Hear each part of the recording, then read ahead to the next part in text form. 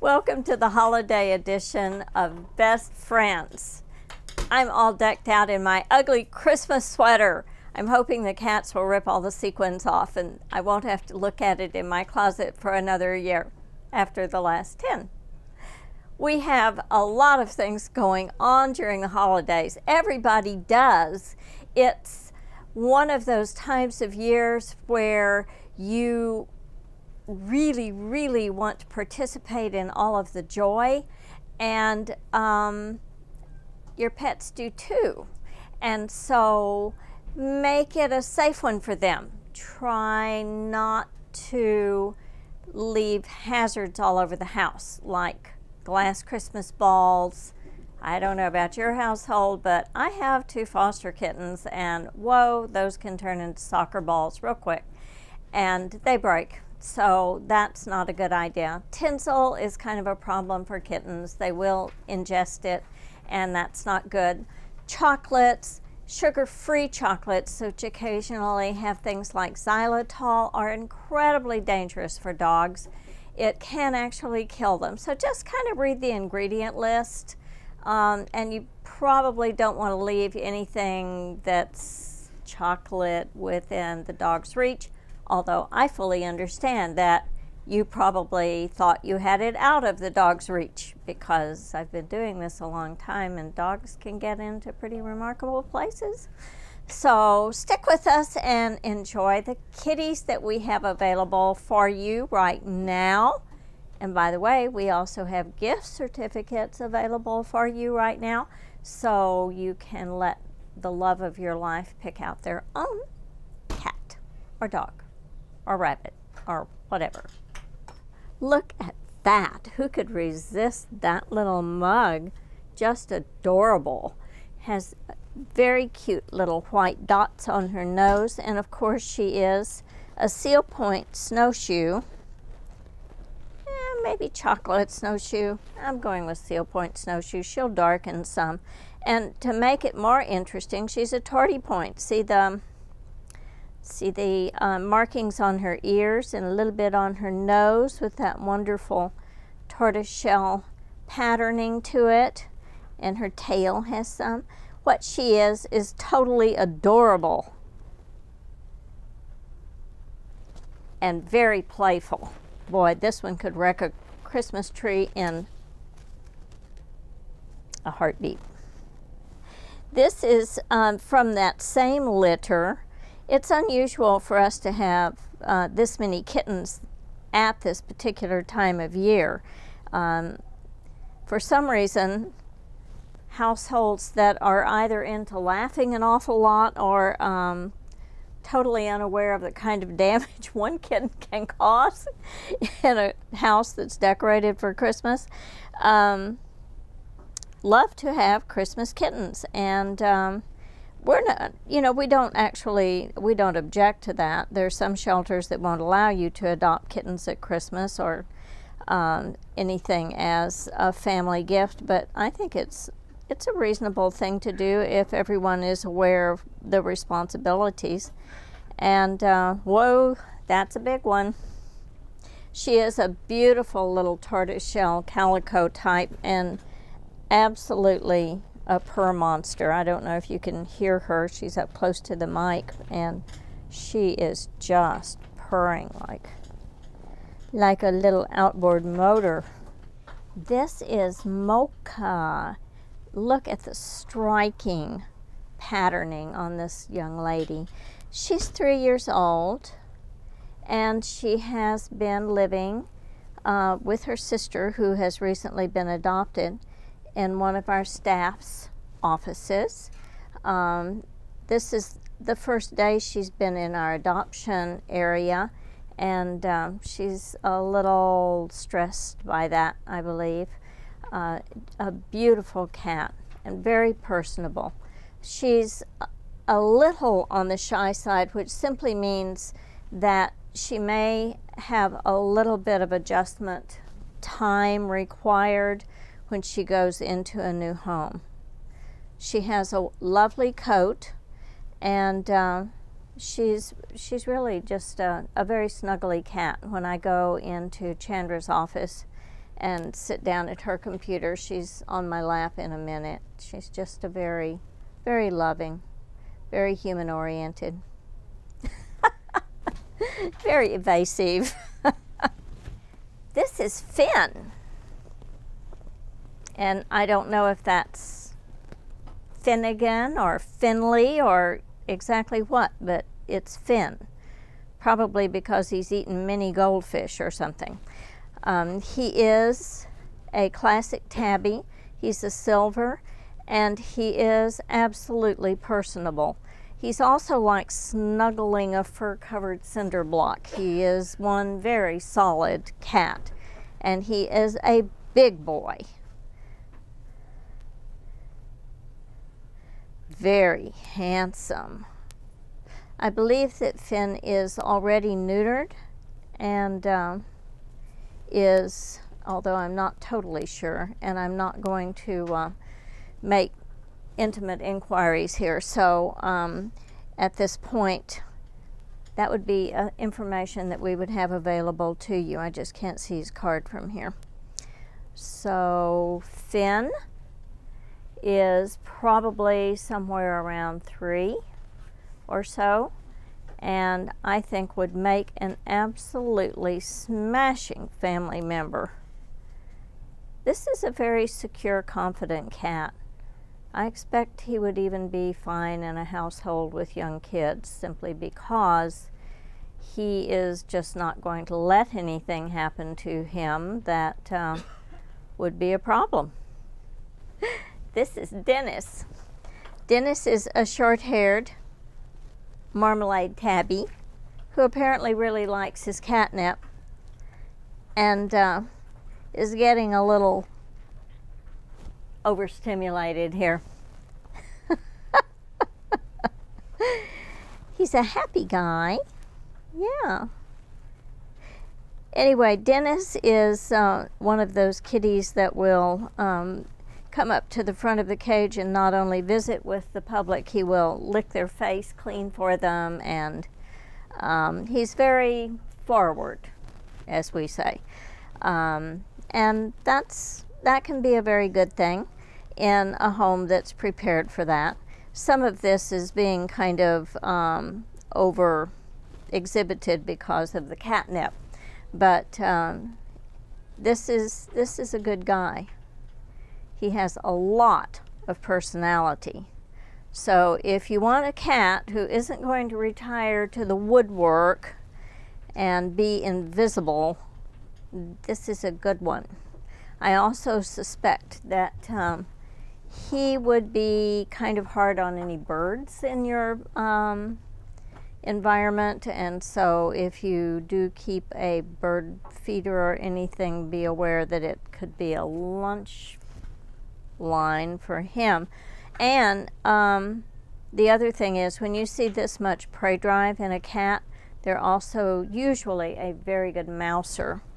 So I know that often people who have bird feeders also have rodent issues, and Dennis might be a great addition to the family. You think? This is Tanya. She's kind of largish. Are any of you old enough to remember the rather moralistic little books from back in the 80s? This one reminds me of Catundra. Just an aside. Anyway, Tanya is a medium hair, tending toward long hair, very affectionate. This is the cat that will curl up on your couch, make a warm spot, and not move till dinner time. She loves windowsills where the sun shines in. She is essence of all of the gentle things of cat. And she is, this is a cat that would work well in my household if I didn't have two others that would not let her be that quiet. But she is a lovely girl. We had to wake her up for the filming. But then again, you know, you have to set your priorities when you're a cat, and sleeping is an important one. I've often thought I would love to come back as a cat if that sort of thing were possible, but I've seen too many cats that were not well cared for. One like this, though, that'd be great. Then I could sleep all day, maybe. Just wake up at night to chase mice. No, I don't think she's going to be doing any mouse chasing. I like this cat. These are two that came to us immediately after they were born. Little bitty. And they've been raised pretty much in the shelter environment, and now they're old enough for adoption. And like many black cats, they have a lot more personality than you would expect, and they are adorable. They're both boys. I imagine that you could adopt both of them and they would be companions for a lifetime. You could take one, and if you were going to pair it with a female, I think that would work well too. Hey. They are cute as little buttons, aren't they? Look at that. Totally inquisitive. They love toys. And how can you say this would not be something you want in your household? Come on.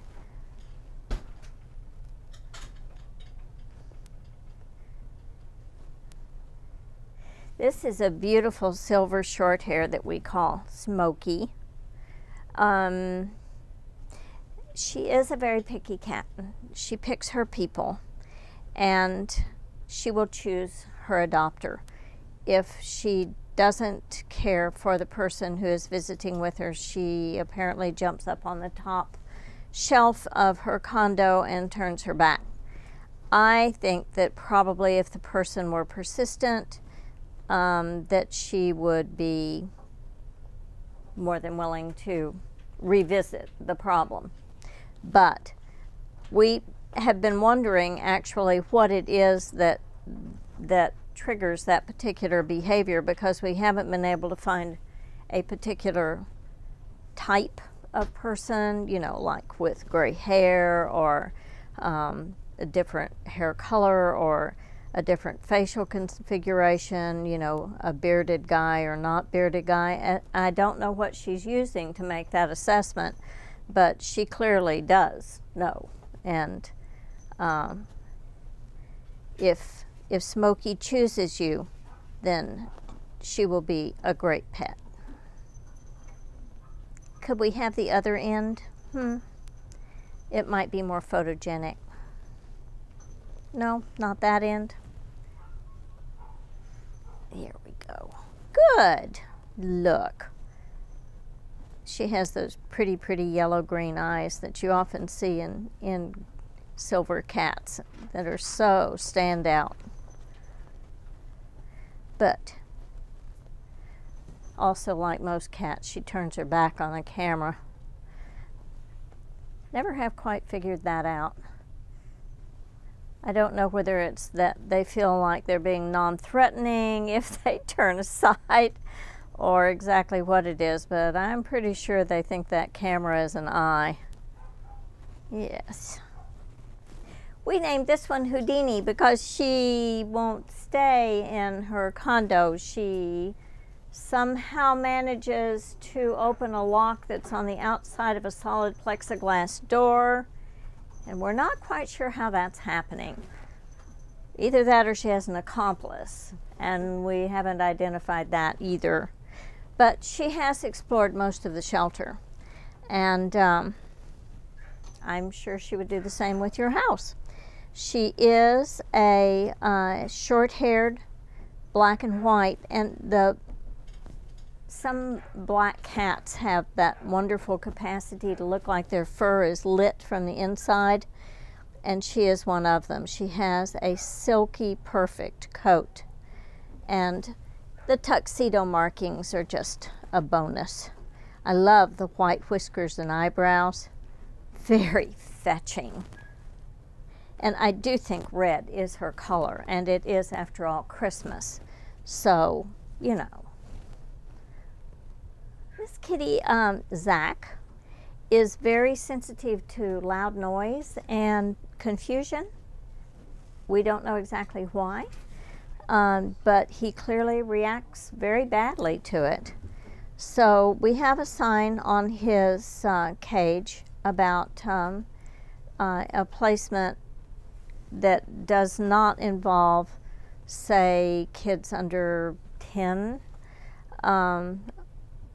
What we could say more accurately is we need a household that's fairly quiet and is not super energetic, because he doesn't seem to tolerate that well at all. The deal is, he's big enough to enforce it. This is a largish cat, and he is very strong. Excuse me, could we stay up here, please? Hey, you. Thanks. He is a very nice cat.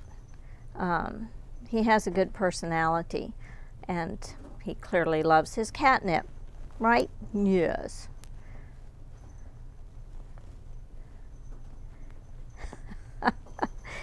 In my house, the cats always find their catnip, mice, and everything way before the rest of the family gets to unwrap their presents. And then, of course, it's an excuse for opening the rest of the presents, for the cat at least. Stick with us. We're going to go visit with the dogs shortly, if I can manage to make it out of the room. Watching the kittens play with their toys is very absorbing. But we have only about 3 dogs today. We've had very good adoptions this week, and we're very happy about that. So stick around. We'll join you in just half a second. Hi, welcome to the dog segment of our program. I want you to meet Charlie. Charlie is a Gendo mix, and she was an owner surrender. She is a pretty high energy dog, and she's a puppy. She's only 9 months old. That we see quite a few surrenders of pups about this age, because it's like they're adolescents, and it's a little harder to get along with them. They're changing, families are changing. This is a great dog. She is, a Gendo is a dog that stemmed from Korea, and like many of the Asian breeds, you get a coat that is very dense and short and pretty, and then you also have a real responsiveness, temperament, and a high energy. This little girl is going to require a way of containment and a lot of exercise. So probably a very well-fenced yard is going to be essential for her. A bright, intelligent dog, and fortunately very food-oriented, so she's going to be easy to train. She has had children in her family. We understand that she does well with them, and that wouldn't surprise me a bit, because she is the kind of dog that has a high energy level, is not threatened by much of anything, And as you can see, just extremely responsive and very, very human oriented. She really loves people. Yes, sure does. It has a great coat. Yes, and just enjoys petting. Is pretty sure she's a lap dog. She would be a good indoor dog. Like most dogs in Washington, her coat would probably be enough to tolerate most of our weather, but certainly not the wet weather, because once a dog like this gets wet, they have no protection. I know. Yes, we're really a lap dog. Yes, we are. Very loving dog. Yes, a very good choice. Uh-huh. Yes. This is Xena. I bet you know what Xena is. Xena is a pit bull, and she is an adorable one at that. She is about a year old. She has not been spayed yet. She will be before she leaves. The home that she goes to must have a fenced yard, and it must be a minimum of 5 feet. We would prefer 6. She cannot have any other dog in the household that is also female.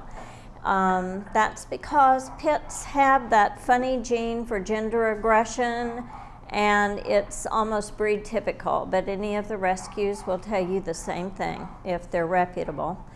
Also, cats are not a good idea with this girl. Typically, pits, I know, I'm saying that, are very human friendly in spite of what you hear on the media, but they are very, very likely to kill small animals, and so that's kind of a problem. Xena, we have renamed Hope. I think probably Hope is a better name than the warrior goddess. And I'm hoping that Xena finds the right family, because she is a remarkable dog, and she's already been through quite a lot and stayed very gentle and trustworthy. We like her a lot. She's a talker. You may have noticed that. She does voice her opinion about almost anything. She's really very cute and very solid. This dog is going to take somebody that is steady on their feet to handle. Now, another thing about her is that she does walk well on leash.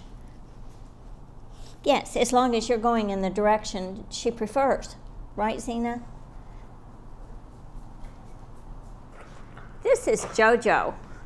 Jojo has some undetermined background, but we do know that he definitely has terrier in there, min pin, God knows what else. But Jojo is about 4 years old. As you can see, he is high energy. He absolutely does have to have a fence because he is prey driven. Not much of a lap dog, really. More of a jumping bean jog. He absolutely cannot be in the same household with cats or rabbits or any other small thing that might turn into prey. He does very well with chasing other things that move, like balls or, toys, and that's fine. But Jojo is kind of an exposed nerve with hair, and in some households that works really, really well, and in others it doesn't. But you have to know what you're getting into when you adopt a dog into your life, because otherwise, you're disappointed. And so I would prefer that anyone who considers Jojo know he has a high energy level and issues, because he is a small dog and he probably could be like an apartment dog or house dog, as long as he got plenty of exercise.